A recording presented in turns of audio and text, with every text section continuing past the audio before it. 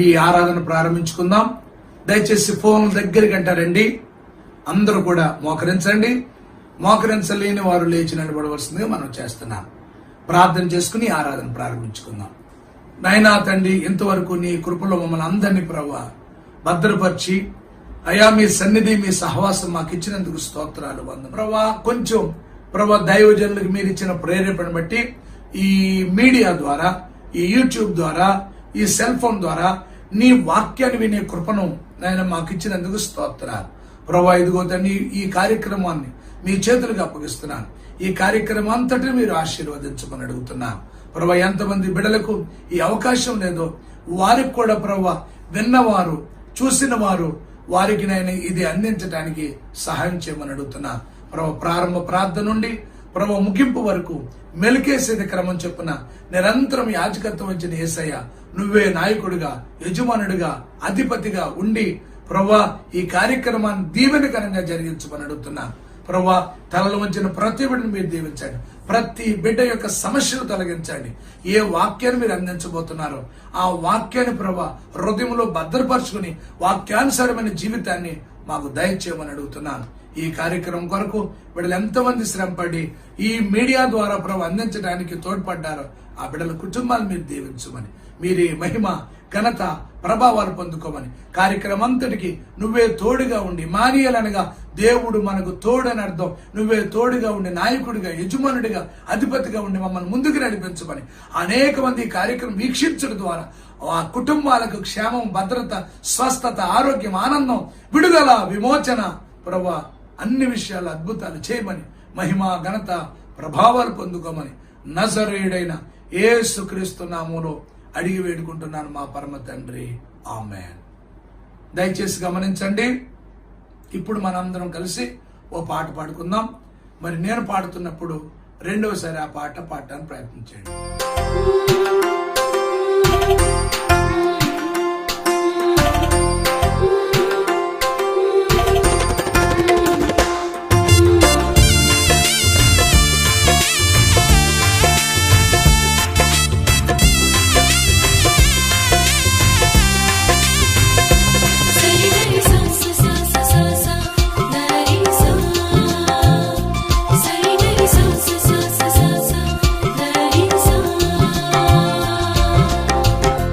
ఆది సంభూతుడా నా యేసయ్యా, ఆరాధించేదా నా ప్రాణాత్ముడా.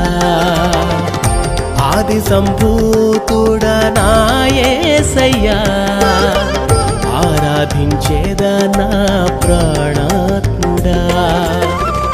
నిత్యము నిన్నే కొలిచేదను, సత్యముతో కొనసాగేదను. నిత్యము నిన్నే కొలిచెదను, సత్యముతో కొనసాగేదను. మహిమ నీకే హల్లెలూయా, ఘనత నీకే హల్లెలూయా, ప్రభావము నీకే హల్లెలూయా, స్తుతి స్తోత్రము నీకే హల్లెలూయా.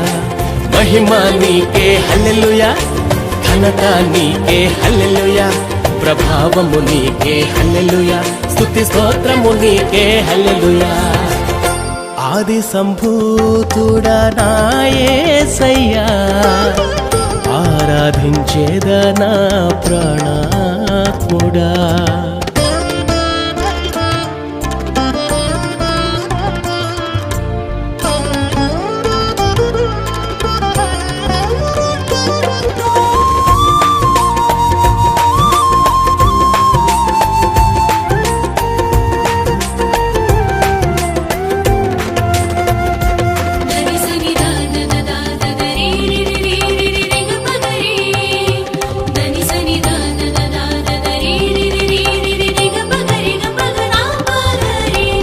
మందకు మాదిరివి, ముందున్న కాపరివి, ఏ మంచి లేకున్నా నీ కంచెను వేసితివి.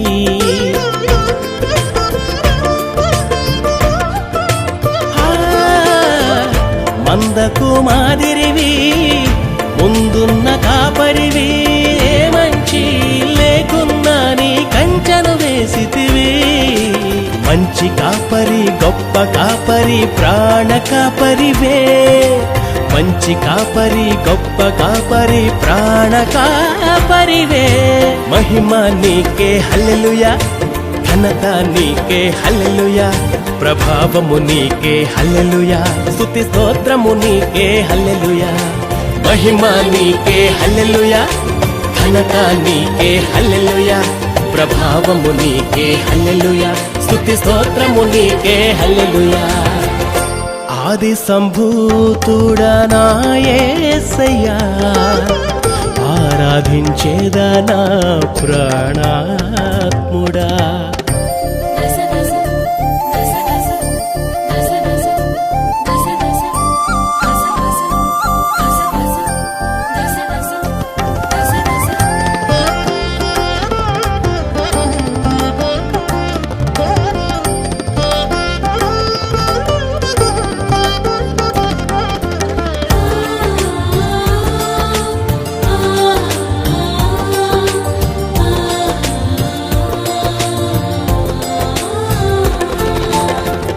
శత్రువే శోధించి ఎంత వేధించినను మిత్రునిగా ప్రేమించి ధైర్యముతో నింపితివి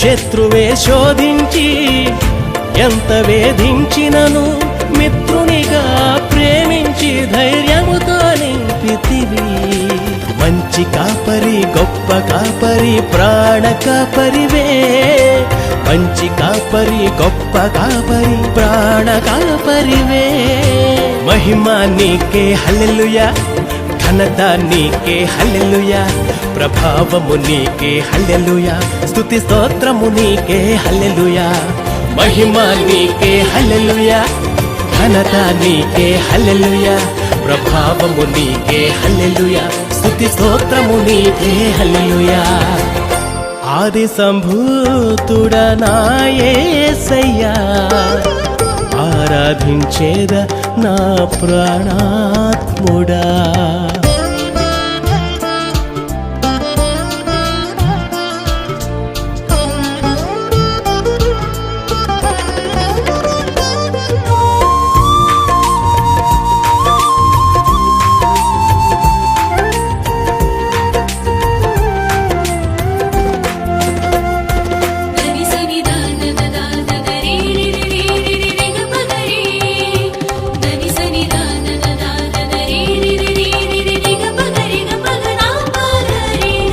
నీ ప్రేమనిచ్చితివి తన ఘనత పెంచితివి జీవించే కాలమునే దీవెనగా మార్చితివి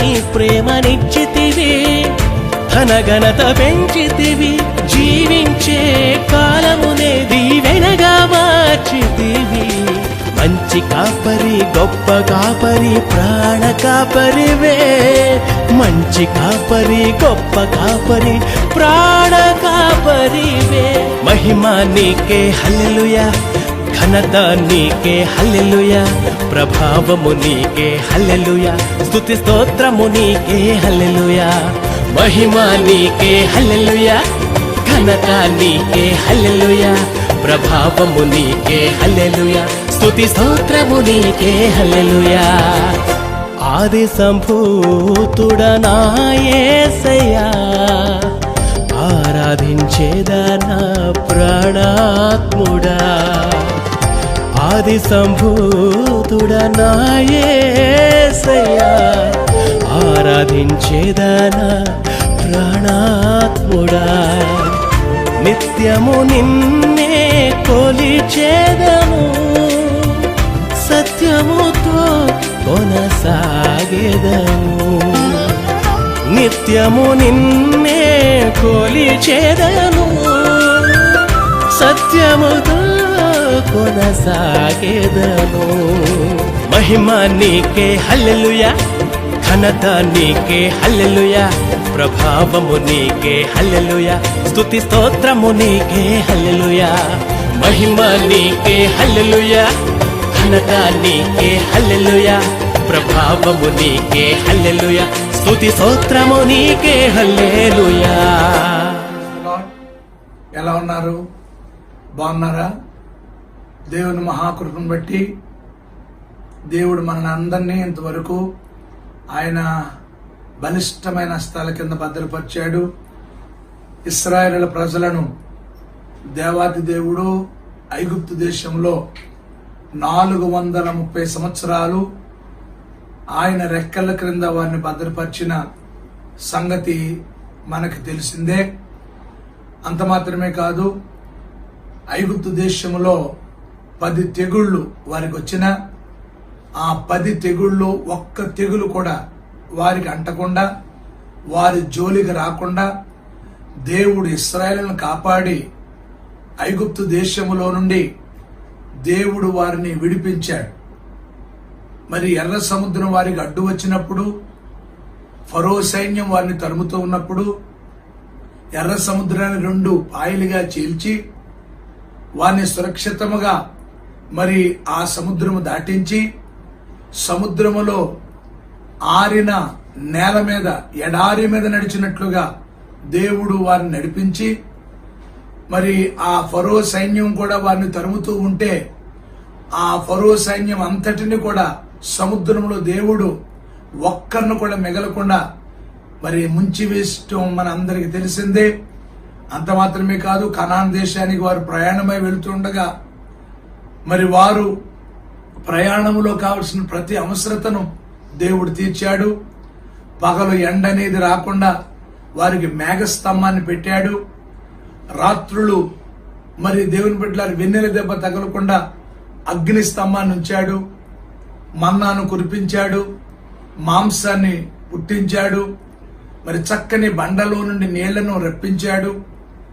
దేవుడు వారికి ఐగుప్తు దేశంలో ఆ దేవుని బిడ్డలారు భయంకరమైన పరిస్థితుల్లో దేవుడు వారిని గద్దరెక్కల మీద మోసుకుని ఇశ్రాయేలులను కనాను దేశాన్ని నడిపించినట్లుగా మార్చి నెల మరి 22 నుండి మనందరం ఇళ్లకే పరిమితమైపోయాం.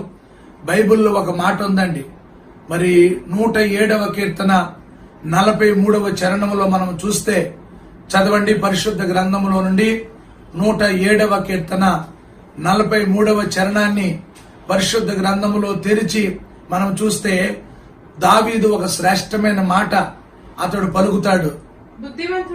బుద్ధిమంతుడైన వాడు ఈ విషయములను ఆలోచించును.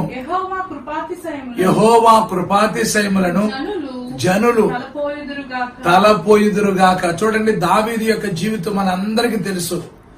దావీదు యెష్షయి గారి యొక్క ఆఖరి కుమారుడు. యెష్షయి గారి యొక్క గొర్రెలను అడవిలో మేపుకునే ఒక సామాన్యుడు. అయితే ఇశ్రాయేలులకు మొట్టమొదటి రాజు సౌలు అని ఆయన ఉండేవాడు. సౌలు మరి ప్రవర్తనలో కొంత దేవునికి విరోధంగా ఉండటం వలన దేవుడు సౌలును తప్పించి మరి బెత్లెహేముడైన యెష్షయి కుమారుడైన మరి దేవుని బిడ్డలారా యెష్షయి కుమారులలో ఒకరిని మరి రాజుగా దేవుడు అభిషేకించమని సమూయేలుతో చెప్పాడు. మరి సమూయేలు ఆ బెత్లెహేమునకు యెష్షయి గారింటికి వెళుతూ ఉంటే ఆ యెష్షయి చాలా కలవరపడ్డాడు, చాలా భయపడ్డాడు. అయ్యో, దైవజనుడు వస్తున్నాడు, ఒకవేళ మా పాపాలు మా శాపాలు జ్ఞాపకం చేస్తారేమో అని చెప్పి కలవరపడి యెష్షయి దైవజనుని ఎదుర్కొని, అయ్యా నువ్వు సమాధానంతో వస్తున్నావా అని అన్నాడు. నేను సమాధానంతోనే వస్తున్నాను, నీ కుమారులలో ఒక కుమారుణ్ణి ఇదిగో రాజుగా అభిషేకం చేయమని దేవుడు నన్ను పంపించాడని చెప్పినప్పుడు యెష్షయి తన పెద్ద కుమారుని పిలిచాడు. దేవుడు అన్నాడు, సమూయేలు ఇతడు కాదు, 2వ కుమారుడు, 3వ కుమారుడు, 4వ కుమారుడు, 5వ కుమారుడు, 6వ కుమారుడు, 7వ కుమారుడు, ఇలా 7గురిని దేవుడు ఇతడు కాదు, ఇతడు కాదు, ఇతడు కాదు. సమూయేలు ఎత్తు చూశాడు, సమూయేలు వయసు చూశాడు, సమూయేలు గెడ్డం మేసం చూశాడు, సమూయేలు బలము చూశాడు. కానీ దేవుడు దోపులారా మనసును చూశాడు, హృదయాన్ని చూశాడు. ఇతడు కాదు, ఇతడు కాదు అన్నప్పుడు దేవుడు ఓపులారా చెప్పిన ఆ వ్యక్తులు ఎవరు అక్కడ లేకపోవటం వలన సమూయేలు అడుగుతున్నాడు యెష్షయితో, ఇంకా నీకు కుమారులు ఎవరైనా ఉన్నారా? అయ్యా, అడవిలో గొర్రెలను మేపుకునే ఒక కనిష్ఠుడు, ఆఖరి వాడున్నాడు, దావీదు. అతన్ని పిలిపించమన్నప్పుడు మరి ఒక దూతను, ఒక వ్యక్తిని పంపి దావీదుని పిలిపించాడు. దావీదు వస్తూ ఉంటే సమూయేలుతో దేవుడు చెప్తున్నాడు, నేను కోరుకున్నవాడు ఇతడే. అతడు సుందరుడు, ఎర్రనివాడు, చక్కని నేత్రములు గలవాడు. దేవుడు పిలిచినవాడు, దేవుడు అభిషేకించుకున్నవాడు, దేవుడు ఎన్నుకున్నవాడు. ఆ దావీదును దేవుని బిడ్డలారా సమూయేలు ద్వారా ఆశీర్వదించాడు, అభిషేకించాడు. ఒక సామాన్యమైన గొర్రెలను మేపుకునే దావీదు దేవుని బిడ్డ అతని స్థితిని దేవుడు హెచ్చించటం వలన, ఆశీర్వదించటం వలన, అనేక మంది రాసుల మీద జయ జీవితం ఇవ్వటం వలన దావీదు ఒక చక్కని కృతజ్ఞత భావంతో మాట అన్నాడు. బుద్ధిమంతుడైన వాడు, జ్ఞానం కలిగిన వాడు, దైవభక్తి కలిగిన వాడు, దేవుని యందు భయభక్తులు కలిగిన వాడు, దేవుణ్ణి ప్రేమించేవాడు, దేవుని బిడ్డను అనుకున్నవాడు, బుద్ధిమంతుడు అంటే దేవుని యొక్క వాక్యము చేత నింపబడిన వాడు ఈ విషయములను ఆలోచిస్తాడు. దేవుని కృపను తలపోసుకుంటాడు. చూడండి, ఒక పశువు గడ్డిని తిన్న తర్వాత ఎలా ఒక చోట కూర్చుని నెవరేసుకుంటాదో, నిజంగా నువ్వు దేవుని బిడ్డవైతే దేవుడు నీ జీవితంలో చేసిన కార్యం ఒకటి కాదు మిత్రమా, ఇప్పుడు 2 కాదు. నీ జీవితంలో దేవుడు ఇప్పటి వరకు కొన్ని వేల లక్షల అద్భుతాలు చేస్తూనే ఉన్నాడు, చేశాడు. ఇదిగో మిత్రమా, నువ్వు మర్చిపోయేవేమో, దేవుడు నిన్ను మర్చిపోలేదు. అదే దావీదు బుద్ధిమంతుడైన వాడు తల పోసుకుంటాడు, ధ్యానిస్తాడు, అనుకుంటాడు, నెవరవేస్తాడు. ఓపుడారా, దేవుడు మనలను ఈ భయంకరమైన కరోనా వైరస్ ప్రభావం వ్యాపించినప్పుడు మీడియాల ద్వారా ఎన్నో వార్తలు మనం వింటున్నాం. అక్కడ ఎంతమంది చనిపోయారు, ఇక్కడ ఎంతమంది చనిపోయారు, ఇక్కడ వారికి సోకింది, అక్కడ వారికి సోకింది, ఇక్కడ ఎంతమందికి, అక్కడ ఎంతమందికి అన్నప్పుడు దేవుడు మనలను, మన గ్రామాన్ని, మన కుటుంబాల్ని దేవుడు ఏగ కూడా వాళ్ళకుండా స్తోత్రం చెప్పండి, ఏది అంటకుండా స్తోత్రం చెప్పండి. ఎంతవరకు దేవుని బిడ్డలారా మన కుటుంబాలను కాపాడాడంటే అది దేవుడు చేసిన కార్యం కదా.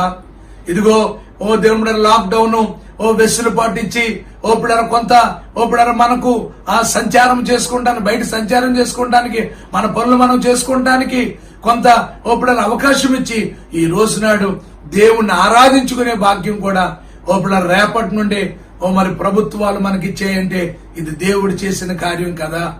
కొన్ని దేశాలు నెలల తరబడి నెలలు ఇళ్లకే గృహాలకే మరి బంధించబడితే ఈ రోజు నాడు ఇంత పెద్ద దేశమైన 130 కోట్ల మంది జనాభా ఉన్నప్పటికీ, ఇప్పటికే కరోనా వైరస్ బాధితులు 2 లక్షల మంది ఉన్నప్పటికీ మన దేశం ఈ రోజు నాడు మనల్ని ఆరాధన చేసుకోవడానికి మనకు కొంచెం వెసులుబాటును కల్పించిందంటే ఇది దేవుడు చేసిన కార్యం.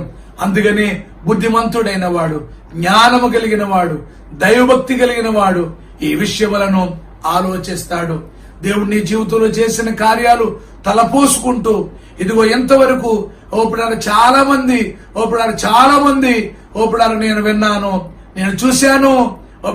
మన బిడ్డలెవ్వరికీ కూడా ఈ వైరస్ అనేది రాకుండా దేవుడు కాపాడంటే నేను హృదయపూర్వకంగా దేవునికి కృతజ్ఞతాస్తులు చెల్లిస్తున్నాను.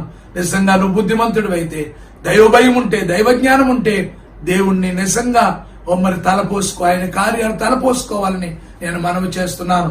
అదే 106వ కీర్తన 13వ చరణములో ఒక మాటను ప్రియులారా అక్కడ మనం చూడగలుగుతాం. 106వ కీర్తన 13వ చరణంలో మనం చూస్తే, అయినను వారు ఆయన కార్యములను వెంటనే మర్చిపోయిరి. చూసారా, బైబిల్లో ఒక మాట ఉంది, అయినను వారు ఆయన కార్యములను వెంటనే మర్చిపోయారు. బుద్ధిమంతుడు మర్చిపోలేదు, జ్ఞానము కలిగిన వాడు మర్చిపోలేడు.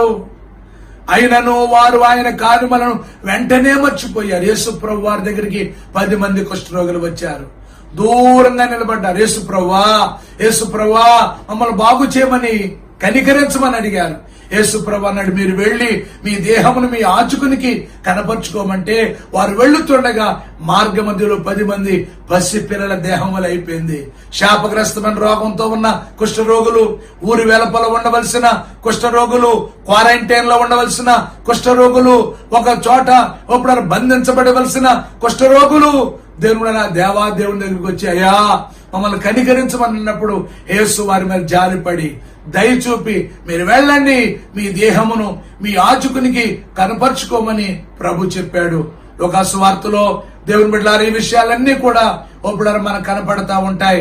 అయితే యేసు ప్రభు వారు చెప్పినట్టుగా వారు వెళుతూ ఉండగా ఒప్పుడారు మార్గ మధ్యలో మరి 10 మంది శుద్ధులైపోవటం వారికే ప్రత్యక్షమైంది. 10 మంది బాగుపడ్డారు. 10 మంది బాగుపడితే ఆ 10 మందిలో ఒక్కడేనండి. దేవుని బిడ్డలారా 5 మంది కాదు, 4 కాదు, ఒక్కడే గొప్ప శబ్దముతో కేకలు వేస్తూ యేసు ప్రభువా అని యేసు ప్రభు పాదాల మీద పడ్డాడు. యేసు ప్రభు దగ్గరికి వచ్చింది ఎంతమంది మిత్రమా? 10 మంది వచ్చారు. ఎంతమంది బాగుపడ్డారు సహోదరుడా? 10 మంది బాగుపడ్డారు. తిరిగి వచ్చిన వాడు ఒక్కడే. యేసు ప్రభు అడిగిన మాట ఏంటో చెప్పనా? యేసు ప్రభు అన్న మాట ఏంటో చెప్పనా? 10 మంది శుద్ధులయ్యారు కదా, ఒప్పుడారా తిరిగి వచ్చింది ఈ సమరయుడు ఒక్కడేనా? అంటే ఈ సమరయుడిలో ఉన్న లక్షణం ఏంటో తెలుసా? వచ్చిన ఒక్కళ్ళలో ఉన్న అనుభవం ఏంటో తెలుసా? ఒప్పుడా దేవుని కార్యాలు తలపోసుకుంటున్నాడు. ఇది నా వల్ల కలిగినది, నా జ్ఞానం, నా బలం, నా భద్రత, నా క్షేమం వల్ల కలిగినది కాదు. నేనేదో చేతులు కట్టుకుంటాం వల్ల, మూతికి మాసులు కట్టుకుంటాం వల్ల కలిగింది కాదు. నిజమైన దేవుని బిడ్డను దేవుడే కాపాడుతాడని బుద్ధిమంతుడు అనుకుంటాడు. ఇదిగో పిల్లల తలపోసుకోవాలి. మరి ఆ 90 అయితే మర్చిపోయారు. అదే దేవుని యొక్క వాక్యములో మరి చదువుకున్నాం. అయినను వారు ఆయన కార్యములను వెంటనే మర్చిపోయారు. ఆ వెంటనే మర్చిపోయే 90 వలెను ఉన్నావా? ఇదిగో మర్చిపోని ఆ సమరయ్యలాగా ఉన్నావా? ఇదిగో దేవుని బిడ్డలారా, ఇశ్రాయేలు జీవితంలో దేవుడు ఎన్నో గొప్ప కార్యాలు చేశాడు. ఎర్ర సముద్రమును దాటించాడు, అన్ని దేవుడిచ్చాడు. కానీ ఇశ్రాయేలు ఆయన కార్యములు వెంటనే మర్చిపోయారని ఆ పై భాగంలో మనం చూస్తున్నాం. ఇశ్రాయేలు మర్చిపోయేవారిగా ఓపుడారా 90 వలె మర్చిపోయేవారిగా ఓపుడారు మనం ఉన్నామేమో జాగ్రత్త. ఇదిగో ఒక్కొక్కసారి దేవుడు ఓపుడారు మనలను ఇలాంటి పరిస్థితులు కూడా ఎందుకు నడిపిస్తానంటే దేవుడిని మర్చిపోవటం వలన, దేవుని యొక్క సహవాసం మనము వదిలేయటం వలన, ప్రార్థన జీవితం లేకపోవటం వలన, మన జీవితాల్లో పాపం విస్తరించటం వలన, గర్వం పెరగటం వలన, అవిశ్వాసం ఒప్పుడారు ఉండటం వలన, విశ్వాసం లేకపోవటం వలన, భక్తి సన్నగిల్లిపోవటం వలన ఒక్కోసారి దేవుని బిడ్డలారా మనల్ని ఈ పరిస్థితులు నడిపిస్తాడు. దేవుడు ఏదో నిన్ను వదిలేశాడు నువ్వు అనుకోవద్దు, మర్చిపోయాడని నువ్వు అనుకోవద్దు. ఓ దేవుడరా, నేను ఇలాంటి వారిని కదా, అలాంటి వారిని కదా, ఏంటి ఇలా జరిగిందని నువ్వు అనుకోవద్దు. ఓ దేవుడు ఆశీర్వదించాక, దేవుడు బలపరిచాక, స్వస్థపరిచాక, దీవించాక, గర్భఫలమిచ్చాక, ఇల్లిచ్చాక, పొలమిచ్చాక, ఇదిగో దేవుడు అంటాడు కదా, నేను పిల్లలను పెంచి గొప్పవారిగా చేశాను. వారు నా మీద తిరుగుబాటు చేశారు. ఎప్పుడు తిరుగుబాటు చేశారు? ఏమండి, చాలా మందిని మనం ఎరుగుతాం. బలహీనతల్లో, దురాత్మలు పట్టినప్పుడు, శోధనలో, ఆర్థిక సమస్యల్లో దేవుని మందిరంలో ముందుంటారండి. మొదటి వరుసలో కూర్చుంటారండి. మొదటి 10 నిమిషాల్లో వస్తారండి. దేవుని బిడ్డలారా, రాను దీవించబడిన తర్వాత సీనియర్లు అయ్యే కొద్ది వాళ్ళు ఆత్మీయ తగ్గిపోతుంది. ఇదిగో దేవుడు ఒక ప్రశ్న వేస్తున్నాడు. బుద్ధిమంతుడిలాగా ఆయన కార్యాలు తలపోసుకుంటూ ఇదిగో ముందుకు వెళితే దేవుని బిడ్డలారా, దేవుడు నీకు తోడుగా ఉంటాడు. ఇదిగో బుద్ధిహీనుడి వలె ఆయన మర్చిపోతావేమో. అందుకని గత వారాల్లో మీకు చెప్పాను, ఈ నా మాటలు విని వాటి చెప్పున చేయు ప్రతి వాడు బండ మీద కట్టిన బుద్ధిమంతుని పోలి ఉంటారు. ఆయన మాటలు విని ఆయన మాటల ప్రకారం చేయని వాడు పిల్లారా ఇసుక మీద ఇల్లు కట్టుకున్న బుద్ధిహీనుని పోలి ఉంటారు. దైవజనం ఈ అంచె దినాల్లో యేసు ప్రభు వారు చెబుతున్న ఓపుడరా సూచనలన్నీ నెరవేరుతున్నాయి. వడగండ్లు కొరవట్లేదా? ఒక చోట కాకులు దాడండి, కాకులండి మిడతలో చూడండి, కాకులు ఒక చోట పావురాయలంట. మనుషులు బయటికి వెళ్ళవట్లేదంట.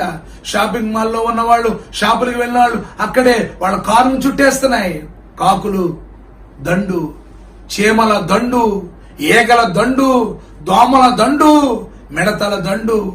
ఒక ప్రక్కన వాడగండ్లు, ఒక ప్రక్కన తుఫాన్లు, ఒక ప్రక్కన భూమి కంపించింది, ఒక ప్రక్కన కరోనా. ఇది ఎలాగుండగా ఇంకోటి వచ్చేసింది సౌత్ ఆఫ్రికాలో అంటున్నారు. దద్దుర్లంట, ఉల్లంత దద్దుర్లంట. విన్నారా? చాటంత దద్దుర్లంట, అరిచేయంత దద్దుర్లంట, ఊళ్ళంత దద్దుర్లు చచ్చిపోతున్నారంట. భయపెడతాకి ఈ మాటలు చెప్పట్లేదు, వాస్తవం చెప్తున్నాను. ఒక వైరస్ ఇంకా ఇప్పుడారా ఇలాగ మనల్ని అందరినీ భయపెడుతుంటే ఇంకొక వైరస్ అన్నారు. ఆలోచించండి. ఒక ప్రక్కన 666 ముద్రలు అంటున్నారు, ఒక ప్రక్కన దేవుడు భారతదేశానికి చైనాకి సమస్యలు, భారతదేశానికి నేపాల్కి సమస్యలు, భారతదేశానికి దేవుడు పాకిస్తాన్కి సమస్యలు, ఇప్పుడు అమెరికా దేశానికి చైనాకి సమస్యలు, ఒక దేశం మీదకి ఒక దేశం, ఒక రాజ్యం మీదకి ఒక రాజ్యం, ఇలా పోటీలు పడుతున్నాయి. జనం మీదకి జనం, రాజ్యం మీదకి రాజ్యం, యుద్ధాలు, కరువులు, భూకంపాలు. ఇలాంటి పరిస్థితుల్లో నేను ఒకే ఒక మాట చెప్తున్నాను, పిల్లారా, మనము ఎలా ఉండాలంటే బుద్ధిమంతుల వలె ఆయన కార్యాలు తలపోసుకుంటూ ఉండాలి. ఓపిడారు బుద్ధిహీనుడి వలె ఆయన కార్యాలు మర్చిపోయేవారిగా ఉంటే ఇంకా మన జీవితంలో ఇంకా అనేకమైన ఇబ్బందులు పడక తప్పం. కనుక బుద్ధిమంతుల వలె ఆయన కార్యాలు తలపోసుకుంటూ ఆయన కృపలో వర్ధిల్లుదాం. దేవుని కృప మీ అందరికీ తోడైండును గాక. ఆమె ముగింపు ప్రార్థన చేస్తాను. కళ్ళు మూసుకోండి. సకల ఆశీర్వాదములకు కారణభూతుడు అయిన మా ప్రియ పరలోకపు తండ్రి, నిన్న నేడు నిరంతరము ఏకరీతిగా ఉన్న మా యేసయ్య నీకు స్తోత్రాలు. ప్రభువా, ఈ యొక్క దైవిక నైనా తండ్రి ఆరాధనలోని మమ్మల్ని చేర్చినందుకు స్తోత్రాలు. ప్రభువా, ఈ పునరుద్ధాన ఆదివారం ప్రభువా బుద్ధిమంతుణ్ణి ప్రభువా తండ్రి ప్రభువా నైనా బుద్ధి లేని వాడిని మా ముందు పెట్టారు. అయ్యా, బుద్ధిమంతుడు తలపోసుకుంటాడు, బుద్ధి లేనివాడు ఆయన కార్యాలు మర్చిపోతాడు. ప్రభా, మా జీవితంలో తండ్రి ప్రభా ఆ సమరయుడి వలె నైనా తండ్రి ప్రభా నిన్ను మర్చిపోని వారిగా ప్రభా మమ్మల్ని చేయమని అడుగుతున్నా. ఆ 90 మర్చిపోయారయ్యా, సమరయుడు మర్చిపోలేదయ్యా, దావీదు మర్చిపోలేదయ్యా, ఇశ్రాయేలు మర్చిపోయారయ్యా. అయ్యా, ఇదిగో తండ్రి మా జీవితంలో ఎన్ని కార్యాలు మా జీవితంలో, ఎన్ని అద్భుతాలు మా జీవితంలో, ఎన్ని దురాత్మలు మా జీవితంలో, ఎన్ని దెయ్యాలు మా జీవితంలో, ఎన్ని పరిస్థితులు మమ్మల్ని తప్పించావో నిజంగా మేము తలపోసుకుంటూ ఇక ముందైనా ప్రభా ఇదిగో రేపటి నుంచి మాకు అవకాశం ఉంది కాబట్టి, వెసులుబాటు ఉంది కాబట్టి నీ సన్నిధిలో మేము అందరం కూడా కృతజ్ఞత కలిగి ప్రభా జీవించడానికి సహాయం చేయమని అడుగుతున్నా. ప్రభా, ఇదిగో ఇక్కడ ఈ కార్యక్రమంలో పాల్గొన్న ప్రతి బిడ్డను మీరు దీవించండి. ప్రభా, ఎవరెవరికైనా ఏ శ్రమలు, ఏ బాధలు, ఏ తెగుళ్ళు, ఏ నేసాలు ఉన్నాయో తొలగించండి. అయ్యా, బిడ్డలనైనా వ్యవసాయాలు దీవించండి, పాడి పంటను దీవించండి. అయ్యా, కొంతమంది పనులు లేక బాధపడుతున్నారు, వారు పనులు చేసుకోవడానికి కృప చెప్పండి. చంటి పిల్లల తల్లులు దీవించండి, గర్భిణీ స్త్రీలు దీవించండి, లేత గర్భిణీ స్త్రీలు దీవించండి. అయ్యా, సంతులేని వారి సంతానం దయచేయండి. ప్రభా, ఈ లాక్డౌన్ వల్ల వివాహాలు కొన్ని ప్రభా స్తంభించుకుపోయినాయి, మరలా ఆ పరిణయ కార్యాలు జరిగించమని అడుగుతున్నాను. తిరిగి ప్రభా మా జీవితాలు ప్రభా యథావిధిగా నీకు కృతజ్ఞత కలిగి నిన్ను కృతజ్ఞతాస్తులు చెల్లిస్తూ మా జీవితాలు మేము ముందుకు నడిపించుకునే భాగ్యం దయచేయమని అడుగుతున్నాను. ప్రభా, ఇదిగో తండ్రి ఎవరికినైనా ఈ యొక్క వైరస్ వల్ల ప్రభా ఎవరికే ఇబ్బంది కలగకుండా ఎవరికి వాళ్ళమే మేము కూడా జాగ్రత్త కలిగి ప్రభా ప్రభుత్వం ఇచ్చే సలహాలు పాటిస్తూ మిమ్మల్ని మేము కాపాడుకుంటూ నిన్ను మహింపరిచేవారిగా సహాయం చేయమని అడుగుతున్నాను. ఈ కార్యక్రమంలో పాల్గొన్న ప్రతి ఒక్కరిని మీరు దీవించమని, మీరే మహిమ ఘనత ప్రభావాలు పొందుకోమని నజరేయుడైన యేసు నామములో అడిగి వేడుకుంటున్నాను మా పరమ తండ్రి. ఆమేన్. సృష్టికర్త అయిన మన తండ్రి అయిన దేవుని ప్రేమ, రక్షణకర్త అయిన ప్రభు అయిన యేసుక్రీస్తు వారి కృప, ఆదరణకర్త అయిన ఆత్మదేవుని అనునీయ సహవాసము సన్నిధి కూడి ఉన్న మనందరికీ ఇప్పుడు ఎల్లప్పుడు సదా తోడేండును గాక. ఆమేన్. అందరికీ వందనాలు.